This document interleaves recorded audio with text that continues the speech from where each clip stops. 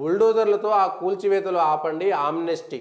భారతదేశంలోని పలు రాష్ట్రాల్లో ముస్లింల ఇళ్ళు, దుకాణాలు, ప్రార్థనా మందిరాలను చట్ట వ్యతిరేకంగా కూల్చివేస్తున్నారంటూ మానవ హక్కుల సంస్థ ఆమ్నెస్టీ ఇంటర్నేషనల్ ఆందోళన వ్యక్తం చేసింది. పాపం బుల్డోజర్లతో జరుగుతున్న ఆ కూల్చివేతలను తక్షణమే నిలిపివేయాలని పిలుపునిచ్చింది.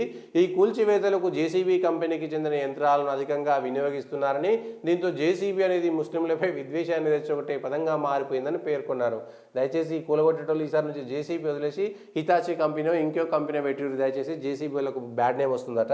ఈ మేరకు 2 నివేదికలను ఆమ్నెస్టీ బుధవారం విడుదల చేసింది. మానవ హక్కులు చట్టాలను గౌరవించి కూల్చివేతను ఆపాలని, కూల్చివేతల వల్ల రోడ్డున పడ్డ కుటుంబాలకు నష్టపరిహారం చెల్లించి ఆదుకోవాలని కేంద్ర రాష్ట్ర ప్రభుత్వాలను ఆమ్నెస్టీ కోరింది. అయ్యా ఆమ్నెస్టీ వారు, పలు ముస్లిం ఇళ్ళు, దుకాణాలు, ప్రార్థన మందిరాలు మీరే చెప్పిర్రు కొందరి మాత్రమే కూలగొడుతురని. ఇక్కడ పలు రాష్ట్రాల్లో, సరే ఉత్తరప్రదేశ్ అని చెప్పేటువంటి ధైర్యం దమ్ము లేదనుకోండి, ఉత్తరప్రదేశ్లోనో ఇంకెక్కడో మధ్యప్రదేశ్లోనో బుల్డోజర్లతోటి కొన్ని ఇండ్లు కూలగొట్టిరు. ఎందుకు కూలగొట్టిరు? అవి చట్ట ప్రకారం ఇండ్లు లేవని. ఏ చట్ట ప్రకారం లేవని? మీరు వాళ్ళు రోడ్డు మీద పడ్డ కుటుంబాలకు నష్టపరిహారం చెల్లించాలంటారు కదా. అరే కుక్కల కొడుకులారా, మీరు ఏం చేసిరు? వీళ్ళు రోడ్ల మీద రామ రథయాత్ర చేస్తుంటే రాళ్ళు ఇసిరేసినప్పుడు ఆమ్నెస్టీ ఏం చేసిందో మీరు ఆ రోజు మీరు ఏం చేసిరు? ఆ విషయం కదా మీరు మాట్లాడాల్సింది. హక్కులు రోడ్డున పడ్డ కుటుంబాలు వీళ్ళేనా? వాళ్ళ రోడ్డు మీద పడలేదా కుటుంబాలు? వాళ్లకు సంబంధించినటువంటి యాత్ర వాళ్ళు చేస్తుంటే రాళ్ళ మీద దాడులతోటి దాడి చేసినప్పుడు అవి మానవ హక్కులు కావారా? అప్పుడు ఏం చేసిరు మీరు? దీనికి సంబంధించినటువంటి అంశంలో ఎందుకు స్పందించలేదు?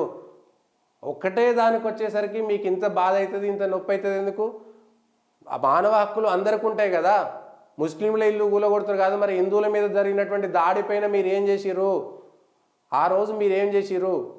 ఉత్తరప్రదేశ్లోనో ఇంకో రాష్ట్రంలోనో ఒక దేవుడికి సంబంధించినటువంటి యాత్రలు చేస్తుంటే, మహారాష్ట్రలో సాధువులు పోతుంటే పక్కన పట్టుకొని కొట్టి చంపేస్తే ఏం చేసిరు? మానవ హక్కుల కోసం ఏం మాట్లాడిరు ఆ రోజు? ఆ సాధువుల గురించి మీరు ఎందుకు మాట్లాడరు? అట్లా తవ్వుకుంటూ పోతే ఎంతమంది కోసం మీరు మాట్లాడతారు?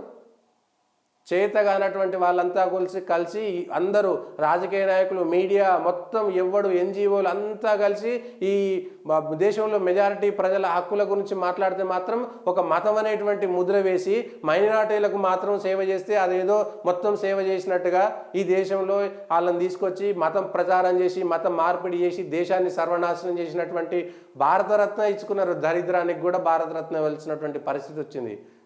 దానిపైన కదా చర్చ జరగాల్సింది.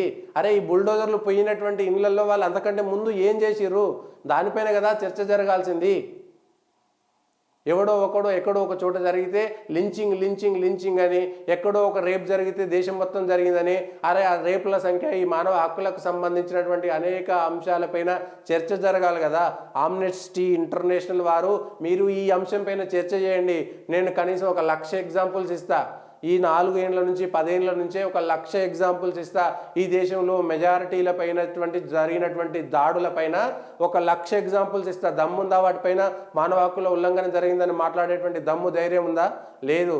అల్కగా దొరికిరు ఈ దేశంలో మెజారిటీలు, అంతేనా? ఇది ఈ దేశంలో జరుగుతున్నటువంటిది. ఎన్జిఓలు ఓడో పెటా అని వస్తాడు, వాడోడొస్తాడు.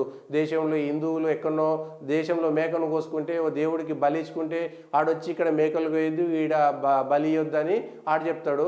అరే దేశంలో బలుడు ఇచ్చేటువంటి మిగిలిన వాటి మీద మాట్లాడితే మాత్రం ఏముండదు. ఆఖరికి బరెపాలు ఆవుపాలు వెండితే కూడా అప్పుడు హక్కుల గురించి తీసుకొస్తారు. కనీసమైనటువంటి మానవ వికాసం గురించి మాట్లాడే చరిత్ర తెలియనటువంటి దరిద్రులంతా కూడా ఇవాళ మేధావులైపోయారు.